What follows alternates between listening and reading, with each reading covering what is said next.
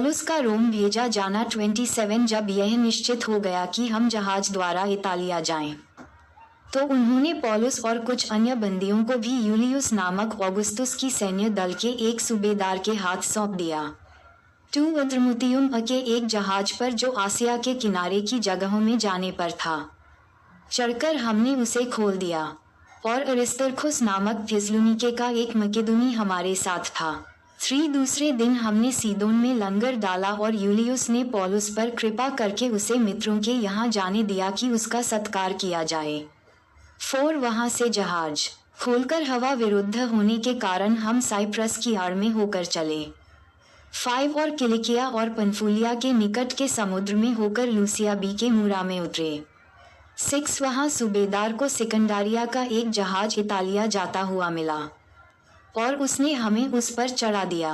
7 जब हम बहुत दिनों तक धीरे धीरे चलकर कठिनता से कनिदुस के सामने पहुँचे, तो इसलिए कि हवा हमें आगे बढ़ने न देती थी, हम सलमोने के सामने से होकर क्रेते की आड़ में चले। 8 और उसके किनारे किनारे कठिनता से चलकर शुभलिंगरबारी नामक एक जगह पहुँचे, जहाँ से लिस्या नगर निकट था। पौलुस की सलाह नजरअंदाज 9 जब बहुत दिन बीत गए और जलयात्रा में जोखिम इसलिए होती थी कि उपवास के दिन अब बीत चुके थे, तो पौलुस ने उन्हें ये कहकर चेतावनी दी। 10 हे सज्जनों, मुझे ऐसा जान पड़ता है कि इस यात्रा में विपत्ति और बहुत हानि न केवल माल और जहाज की वरन हमारे प्राणों की भी होने वाली है। 11 परंतु सूबेदार ने कप्तान और जहाज के स्वामी की बातों को पौलुस की बातों से बढ़कर माना। 12 वह बंदरगाह जाड़ा काटने के लिए अच्छा न था, इसलिए बहुतों का विचार हुआ कि वहां से जहाज खोलकर यदि किसी रीति से हो सके तो फीनिक्स सी में पहुंचकर जाड़ा काटें। ये तो क्रेते का एक बंदरगाह है जो दक्षिण पश्चिम और उत्तर पश्चिम की ओर खुलता है। समुद्र में तूफान 13 जब दक्षिणी हवा बहने लगी, तो उन्होंने सोचा कि उन्हें जिसकी जरूरत थी वह उनके पास थी, इसलिए लंगर उठाया और किनारे के किनारे समुद्र तट के पास चल दिए। 14 परंतु थोड़ी देर में जमीन की ओर से एक बड़ी आंधी उठी, जो यूरकुलीन कहलाती है।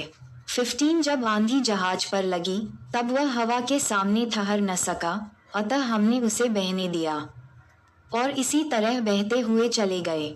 16 तब कौदाड नामक एक छोटे से टापू की आड़ में बहते बहते हम कठिनता से डोंगी को वश में कर सके। 17 फिर मल्लाहों ने उसे उठाकर अनेक उपाय करके जहाज को नीचे से बांधा और सुरतीस के रेत पर टिक जाने के भय से पाल और सामान उतार कर बहते हुए चले गए। 18 और जब हमने आंधी से बहुत हिचकोले और धक्के खाए, तो दूसरे दिन वे जहाज का माल फेंकने लगे। 19 और तीसरे दिन उन्होंने अपने हाथों से जहाज का साज सामान भी फेंक दिया। 20 और जब बहुत दिनों तक न सूर्य न तारे दिखाई दिए और बड़ी आंधी चल रही थी, तो अंत में हमारे बचने की सारी आशा जाती रही। 21 जब वे बहुत दिन तक भूखे रह चुके, तो पौलुस ने उनके बीच में खड़ा होकर कहा, हे लोगों, चाहिए था कि तुम मेरी बात मानकर क्रेते से न जहाज खोलते और न यह विपत्ति आती और न ये हानि उठाते।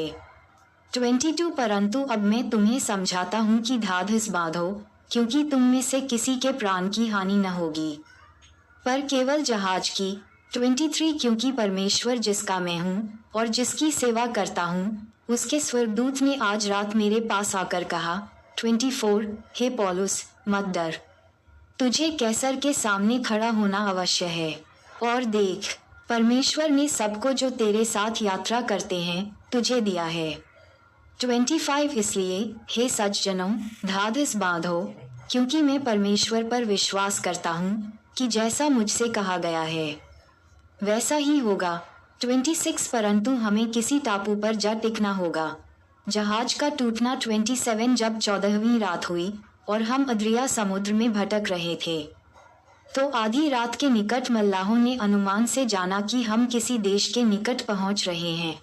28 थाह लेकर उन्होंने 20 पुरसा गहरा पाया और थोड़ा आगे बढ़कर फिर थाह ली तो 15 पुरसा पाया।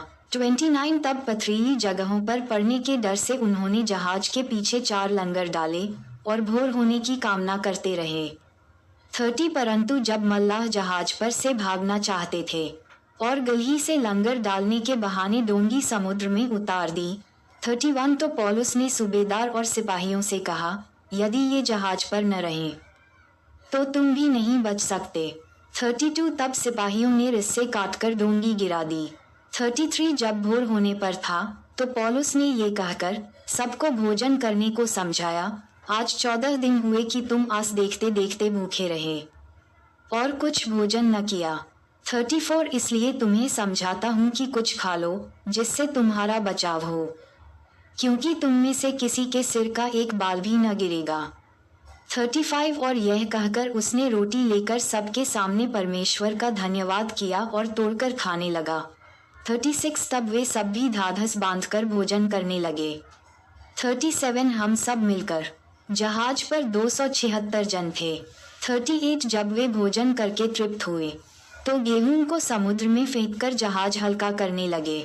39 जब दिन निकला तो उन्होंने उस देश को नहीं पहचाना, परंतु एक खाड़ी देखी जिसका चौरस किनारा था और विचार किया कि यदि हो सके तो इसी पर जहाज को टिकाएं।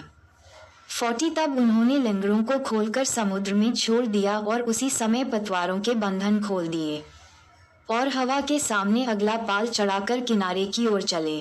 41 परंतु दो समुद्र के संगम की जगह पड़कर उन्होंने जहाज को टिकाया और गलही तो धक्का खाकर गड़ गई और टल न सकी, परंतु जहाज का पिछला भाग लहरों के बल से टूटने लगा। 42 तब सिपाहियों का यह विचार हुआ कि बंदियों को मार डालें, ऐसा न हो कि कोई तैरकर निकल भागे। 43 परंतु सूबेदार ने पौलुस को बचाने की इच्छा से उन्हें इस विचार से रोका और यह कहा कि जो तैर सकते हैं पहले कूदकर किनारे पर निकल जाएं।